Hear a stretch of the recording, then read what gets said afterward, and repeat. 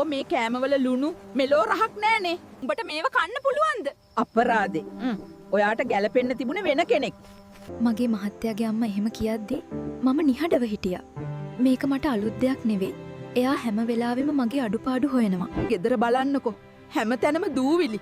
උදේටත් හරි වෙලාවට නැගිටින්නේ නෑ. මගේ පුතා කොහොමද මෙහෙම ගෑණියෙක් එක්ක ජීවත් වෙන්නේ? මහත්තයා මොකුත් ඇහෙන්නේ නා වගේ බත් කනවා. ඒක මට ඊට වැඩිය අමාරු වුණා. මගේ හදවත පිපිරෙන්න ගියා. එයා මාව ආරක්ෂා කරයි කියලා මම බලාගෙන හිටියා. ඒත් එයා තාම නිහඬයි. ඉන්න පොඩ්ඩක්. අම්මේ. ඔයා කියන දේවල් සමහර විට හරි වෙන්න පුළුවන්.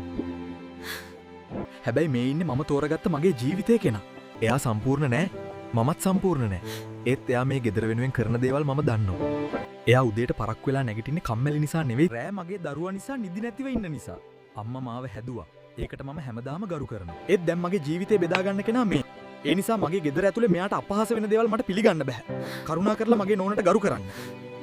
එහෙම කියලා එයා මගේ අත අල්ලගත්තා. එදා තමා මට තේරුම් ගියේ. එයා නිහඬව හිටියේ බය නිසා නෙවෙයි. හරි වෙලාව එනකන් කියලා. මහත්වරුනි. අම්මා කියන්නේ ඔබව හදපු කෙනා. ඒක අගය කරන්න ඕනි. හැබැයි ඔබේ බිරිඳ කියන්නේ ඔබ වෙනුවෙන් තමන්ගේ ලෝකයක් අත්හැරලාපු කෙනා. ඔබ ඉස්සරහා පහත් කරන්න ඉඩ දෙන්න එපා. අම්මා වැරදි වෙලාවට ගෞරවයෙන් හරි නිහතමානීව හරි අම්මේ එයා මගේ බිරිඳ. කරුණා කරලා ඇයට බනින්න එපා කියන්න පුළුවන් වෙන්න. මොකද ඇයට ඉන්නේ ඔබ විතරයි.